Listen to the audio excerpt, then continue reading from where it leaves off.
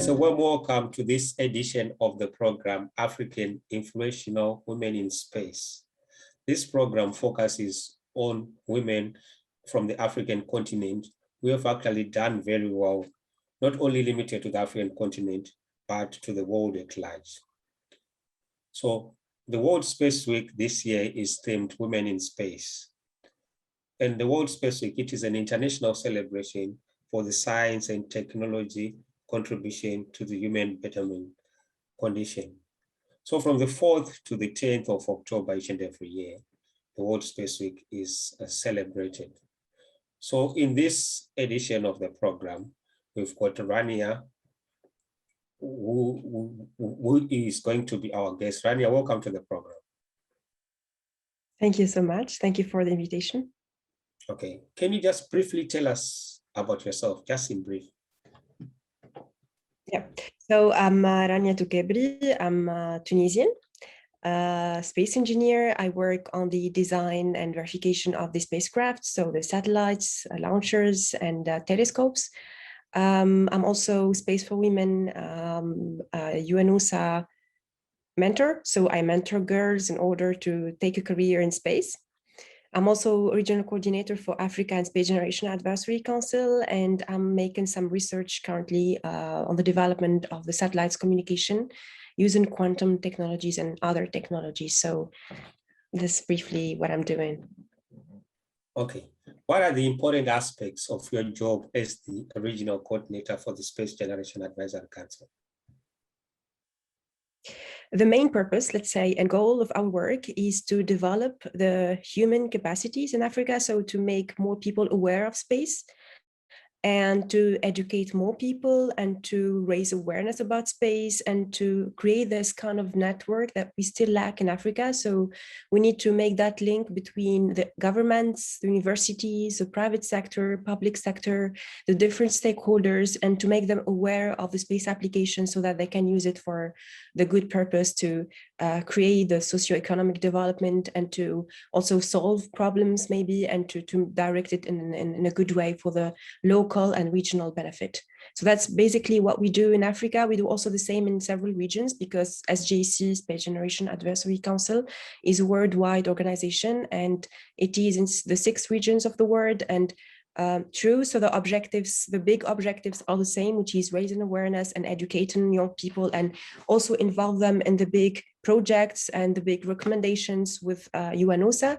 But of course, every region has its own need and every region has its own conditions that is quite different from the others. So we try to adapt and we try to create our own environment in order to support as much as we can the youth and also the seniors and the stakeholders for the usage of space applications.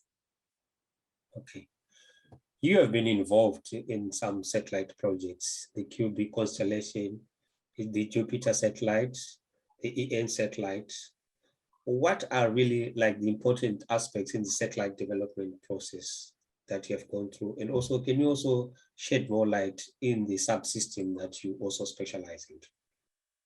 Okay, so I've been working in different parts. So the main organizational, the main agency that has been having this project is ESA, European Space Agency. So we have been working with them on them already like 6 projects so far. So, but the objectives of these missions, of these projects are different. So I've been involved in space exploration projects. So there is a satellite that is gonna be to go into Jupiter. So this is for space exploration. There is other telescope that is gonna look for other planets, look like Earth, which is Plato telescope. It's not a science fiction anymore. So this is, we are trying really to work on this seriously. And this is still space exploration, but we've been also working on Earth observation satellites like Biomass, for example, that is trying to take a look on the development of the forest in Earth and to try to support a little bit the deforestation, like to avoid deforestation and the kind of challenges we have on that side. Other projects like NMAP for mapping, state for Earth observation. We have satellites for telecommunication, for usage of our phones, TV, all kind of communication we are using right now. The subsystem, so I've worked in several subsystems. The main one I'm kind of more expert in is basically the onboard computer, which is basically the kind of the brain of the satellites that is gonna basically try to communicate with the different other subsystems, instruments, maybe the downlinking part, which is gonna communicate with the ground station. So we try to understand how the system is working, what are the different scenarios happening during the whole mission. And we try also to secure that the data are 100% fine, so 100% will be reaching Earth, so that we avoid any kind of either technological issue, or also maybe we can talk a little bit later about cybersecurity issues. So we try to secure the data as well on satellites, because sometimes it's a little bit critical data. We need to be sure that the data is really very well secured, very well encrypted. And that's also my rule, is to create this kind of crypto units that are kind of 100% secure, so that the other hackers, if I may say, won't be able to discover our content. Okay. And what is the ethical behavior, the professional conduct that is required in you fulfilling your roles and your responsibilities within the satellite development process? So during the process, so that's, to be honest, that's a quite harsh environment, because we're not the only ones creating. So this basically ESA, the European Space Agency, that has also other subcontractors and other companies and other agencies sometimes working together within one project. So the first principle is basically collaboration. So that's something Europe is kind of expert on it, because they're trying to incorporate, and they're trying to have the collaboration of the different parts. Every company or every agency can work on a system, then we do the full integration and we make the work on. So we've made like several experiences. Some ones were failed. I won't say failed, but in terms of, for example, making delays or not having the project as exactly we wanted, as it's required. But at the end, we made it. So these different experiences made us aware and mature about the way of collaboration, the way of making everybody working at the same time. A part of this, so the second thing for our work is always integrity, of course. So we should be very careful about the usage of our data. We should be very careful about who is going to work on this, and why we do need this data, what's the purpose of the mission. So we try to use always our projects for the peaceful uses of outer space, which is the goal of the creation of UNOSA, so United Nations Office of Outer Space Affairs, that is always trying to work for the peaceful uses of outer space. So that's basically among the basic rules or the basic points of all our projects so far. Do you use any tools in terms issues to do with like time management? Because I understand that in the satellite development process, you need to be keeping deadlines, and also you need to be checking on making sure that you are on track on the bigger Gantt charts. Any tools that you use? Okay, to be honest, sometimes we're not really allowed to say everything, because it's quite customized to the company. But maybe I will explain it a little bit. So we try to use this kind of methods for management. I think you may know Agile management tools, this kind of tools that is gonna be a little bit flexible, but at the same time trying to evolve a little bit the process, not to keep it very strict, but we try to be adapted to the different conditions around that is kind of variable sometimes. So we're not really able to manage them. So we try our best, of course, but the milestones sometimes can be really affected. And as I said, when you have different partners and different persons collaborating with you, you do need to create this kind of agility of work. So this is among the most, let's say, well-known management tools that I think not only in space development, but in all the industry, let's say, but that's quite useful. So true, we don't use it 100% as it is exactly. We try to make it for our needs, and with our harsh conditions, we try to be more strict, let's say. But that's basically the way how we try to improve, let's say. So we try to have also new tools, a new way of management based on the mission and based on the project we have. Brilliant. And also, can you shed more light on the labor market and the job requirements within the space industry? Okay, so I'm gonna maybe talk a little bit in Europe, then I'm gonna move to Africa. So in Europe and the world, let's say. So now in the market, I think you are a little bit aware that we are moving to the new space area. So now we are having something more open, more light. Such space is more available. We have more open source data. People can use data more often, so which is a very good thing. And also you see this new area of new startups going in space industry and new companies appearing and different people participating in projects, which is brilliant and very nice.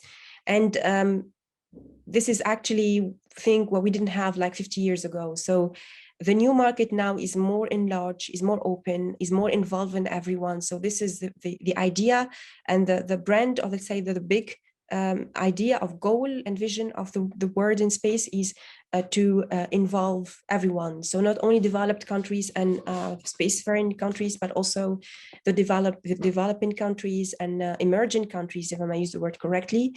And because after all, we know that each one of us can support anyhow on our side to the different tools.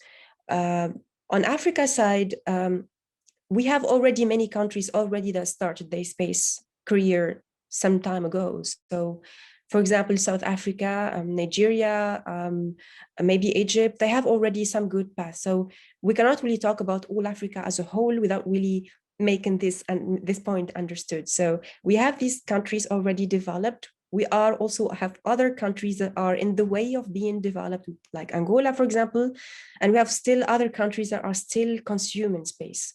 So we have kind of three categories of countries, and for the market is different in each of these three categories. So we have one kind of is a little bit mature, then the second that is a little bit growing, but is going in a very good way, and the other one that is still very raw and it still needs lots of support from the different countries, lots of organization, if I may say, lots of governance, lots of innovation. So we are still on the building process. So, but from a regional point of view, I may say that we are still on the development side of the space industry in Africa, and the creation of the African Space Agency, I think it's going to help a lot to create this link between these different categories and different countries, and this will make the process better and easier, and we can really by unit in this kind of countries is going to make it powerful, and it's going to make the space industry in Africa growing faster. So because we have already gained some experience. Okay, on that one, what do you think needs to be done in Africa in terms of promoting some space startup companies? Do you think that the government needs to be also involvement in the sponsoring of these startups? What is your take on that? The first point to say on that side is, of course, the government should be anyhow participate into this.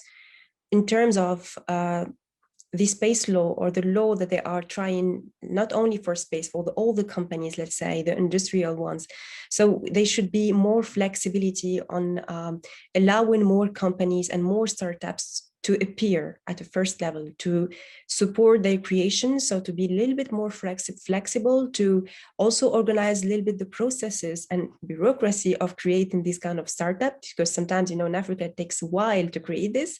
So that's the government. It's the role of the government, let's say, to organize things and to make the process better and faster and lighter, and also to make the rule more adapted to entrepreneurs, to create this kind of facilitating way to make them involved. That's one. On another side, also try to create this kind of healthy economical development and environment to allow the entrepreneurs to grow better and faster. So that's the role of the government.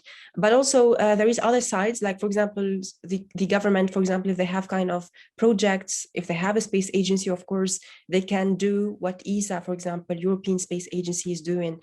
They try to involve other private sector, other companies, small or big companies, to take part and to these projects, and not to take all of it from this specific, only from this specific space agency. So that's the thing that we still need to train on it in Africa. Okay. You said that you are working more like on the onboard computer, the OBC. What training and qualifications are really required for you to be able to work on the onboard computer, which is the brain of the satellite?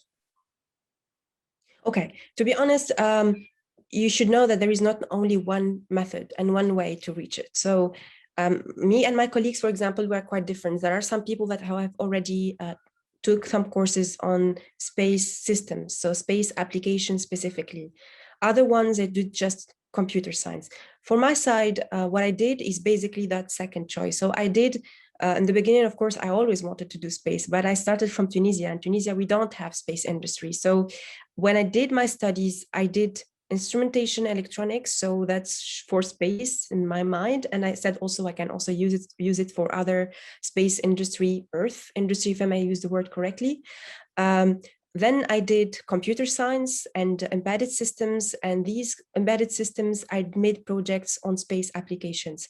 So when I tried to make these studies, I tried always to be attached to projects that are related to space, like CubeSats, for example, maybe subsystems of satellites, maybe some research on subsystems to develop them a little bit.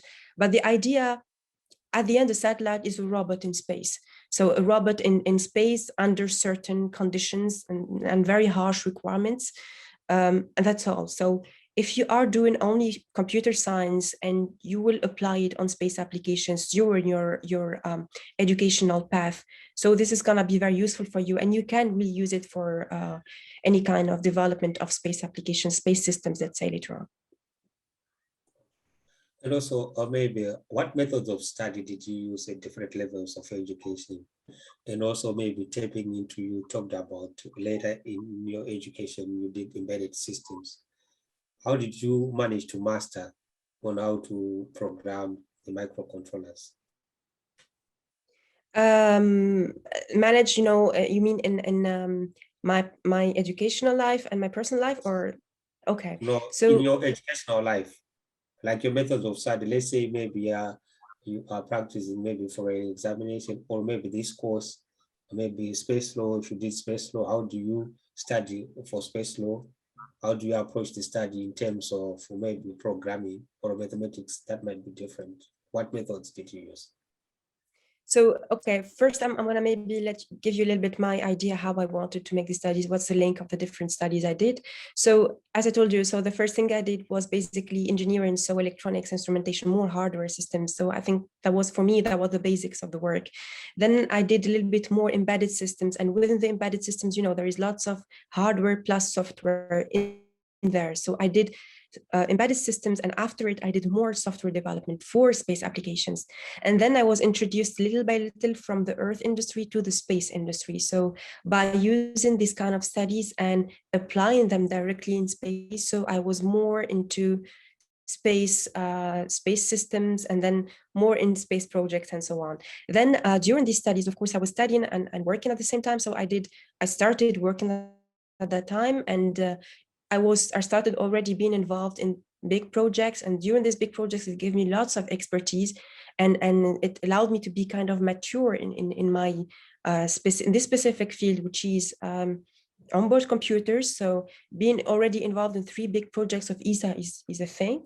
Then after this, while my participation with during UN COPUS, Committee of Peaceful Uses of Outer Space, I missed that part of space law. So I noticed that I still don't have enough knowledge as I want in terms of space strategy and space law and strategy. So, and that was super interesting, because if you'd like to see the whole scope of the different projects, of the different missions, how the market is going, how it is going on in terms of the governmental, discussions with UNUSA. So I was super interested in knowing how this works. So then I made these studies in strategic space law. That was in McGill University. That was really super interesting, because I loved it, because it was at the same time legal, and they were a little bit attached to the technical thing I've been already involved in. So that was very complementary to what I'm doing. That was not really too long. Then after this, of course, I have always research side on. I can never get rid of this. So there is always some research part that I always put, like, for example, 2 hours a week, it always exists there. So, and I was started already making my research on satellites and space communication. And now I'm reaching some good level of this kind of research. So that's the path, or let's say the method I chose. So that was at the same time a little bit targeted in knowing the whole scope, but at the same time, I try to follow what I really need, what I really want to do at the end, and what kind of career I would like to have. Like, some people can have different vision and perspective, like going more in research or being more involved in management, for example, side of projects, or so that's actually depends on everyone need. So that's quite important to mention. So we should know what you want to do, and you should be adapted to the different conditions around you. And also, if there is any kind of important studies you think it's going to be useful for a career, just add it, of course. Yeah, that's basically was my path. And since you have worked in very big projects, do you feel that your work-life balance is effective? During COVID, no. Of course, during COVID, it was really hard, to be honest. So it was just work. There was nothing, which is also the case of everyone. But okay, in terms of life balance, so this starts normally since the childhood. So my parents taught me this. So I started already making studies plus extra activity, music, dance, whatever. So what you do. So that has been already growing in me since the age of 6 years old. Since that age, I already understood the meaning of division of parts. So there is time for work, time for studies, time for entertainment. So that should be existing like that from that age until the end of your life. So there should be 3 axes that should always exist. And in that way, you will be really able to create that balance and not lose it, of course, because that's kind of a training you should really try to have during your path. And also, what individual books that have really impacted who you are today? Okay, several books. So maybe I don't remember all the names, but there is, I think, lots of the book, a very interesting one, I think, from Hawking, so Stephen Hawking. I think that was a big answers, the brief answers to the big questions. Okay, like Hawkins, like all the books of Hawkins are super interesting. So of course, it's among the most interesting books that affected me, and whatever he said, it affects me, though, of course. Several other books. So I'm always not only for space applications. So people should know that this kind of being outside of the space sector, or your professional life is super interesting for your brain to breathe and to have different mindset, a different idea. So other ones, maybe I was really interested in investment side and all financial uses, financial life that they don't teach us in school, like the book of Kiyosaki. I think you know it, the Rich Dad Poor Dad. I think you know it as well. Of course, that's quite a mastery.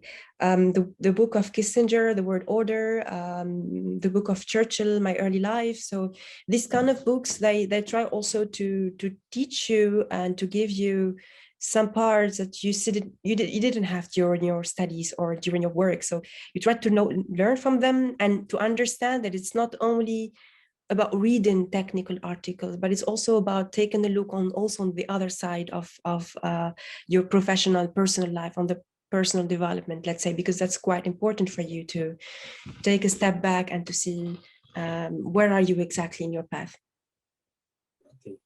And also, how did you made the decision of you pursuing a career in space?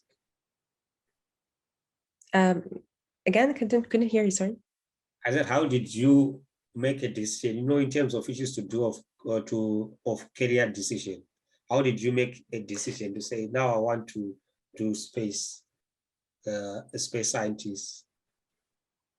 So, okay, the thing is that in my family, we have already this. So my uncle is a space engineer, so he worked in NASA. So, and I have another uncle that is already in telecommunications and satellite telecommunications. So that was something that is already existing there. So this dream of making something related to space, that was how to say, it's a passion. So it's something that we've already dreamt about it.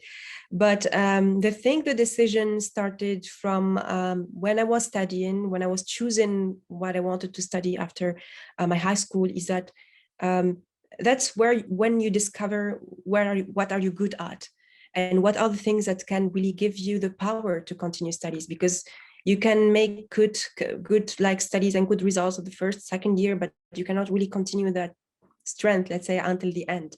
So you do need that passion, that power that gives you the capacity to continue till the end and to perform better.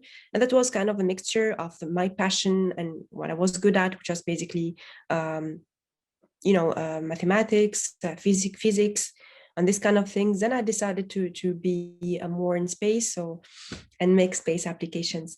But also like our dream of going to the moon, to Mars, so this kind of curiosity that we have always when we look to the stars. So that's among the things that, of course, it's always motivating us to continue working every day. Okay, maybe another thing, the girls out there maybe don't want to know, like within your field, what are the major researches that are being carried out? Maybe some of them they might be interested in also taking up the career the career path that you have taken. For the girls, so the good point is that more women and girls are involved in space now. So we have, as I mentioned, the UNUSA Space for Women program. That's a very good point to mention, because in there we are all aware that we should involve more women in space, and we should really support women to choose their career and to mentor them and to show them the way, because they are still kind of afraid and they think that it's still a male domain. So they don't know if they should really take the step or not. They're kind of having this classical idea that engineering and space applications and space technology should be more for men. So the good thing is that it's more open. So more girls are going in space. The decisions, or let's say the big advices that I may give to them is maybe to, of course, to concentrate on your goal and to follow your dream. Of course, this is the first thing, the basic thing to do, but also try to keep that balance, of course, and to try to not only just put all your energy on one point and not really taking a look on what's going on around. So you try always to take, as I said, a step back and to see what's going on in the market. Where are you in the market? Because you're going to be an international one. It's not only in your country, in your local side or regional side, but you try to place yourself in international and global side, and to see how you can give an added value to your country, to your region, and to the world. So are you good in research? Are you good in finding solutions? Are you good in are you fast while solving issues in systems, for example? Are you good in space law? Are you passionate about organizing things? Actually, this is up to you to know what are you good at and to use it, of course, for the benefit of others. That's a basic thing. So if you think in that way, if you have that spirit, of course, your growth will be faster, and you will see that you will have that energy to grow, without really noticing this in a very fast way. Okay. Maybe another thing that also they would want to know, maybe what are the benefits that are associated in you being a space engineer? The benefits? Yes. To have always the passion. So when you go to work, it's not work, it's fun. So when you go to make a satellite that goes to Jupiter, or we're gonna look for a planet that is like Earth. So that, of course, that's a passion. Each time we make a step closer to that objective, that's a wow thing. And also the idea of knowing that your satellite is gonna solve an issue in Earth, and we're gonna avoid having these kind of fires everywhere, and it's gonna save lives, and it's gonna. Also, we have a project for planetary defense. It's HERA projects. So HERA is working with DART projects of NASA. The big project is called AIM. So this project is gonna support planetary defense, and they're gonna make an exercise of how to deflect an asteroid. So if you go every day making this kind of things, it's like a science fiction movie. It's like something, a dream. So you're gonna already achieving your dreams. That's of course that's an advantage of making space, of course, for the passionate of space. So that's up to every one of us what we are already passionate of. Thank you very much, Rania. I think to all the girls out there, you have heard what you need to have for you to become a space engineer, and also not only being limited to those to be a space engineer, but you can also bridge into space law, is what Rania has actually done. Not only limited to space engineering, but also understanding the legal implications of what happens. Let's say, for example, if your satellite fails, what will happen? So it is also very important. I think well done, Rania, for also taking a step, bridging that gap between the space engineering and going also more into issues to do with policy. What are your last words to the girls out there? I'd like to wish them good luck, and I'd like to tell them just go ahead. Don't try to listen what's going on, and it's not a male domain, so you'll be supported. Actually, my doors are open for all the girls I would like to be mentored, not only for the Space for Women mentorship program, but also for any kind of support, advice that you need. Yeah, so they should really be perseverant and should really pursue their dream and continue their path without really stopping. So that's my word. Or maybe before you go, how can the young ladies reach out to you? I can probably, there is of course a LinkedIn profile. There is different, it's already, they can Google it, so they can try to look for any kind of social media, for example, or email. So it's already existing for Space Generation email. That's also very interesting to be part of SGAC, so Space Generation Advisory Council. There is not only me, there is a big team. So we've been so far 15,000 members. So if they are really enthusiastic about space and they are really interested in knowing more about the details, how space, what is space, how they can be part of space, even if they're not really engineers. So that's going to be very interesting. They can reach out via email, via LinkedIn. I'll try to answer their questions if they have some. Okay. Thank you very much for staying tuned for this edition of the program.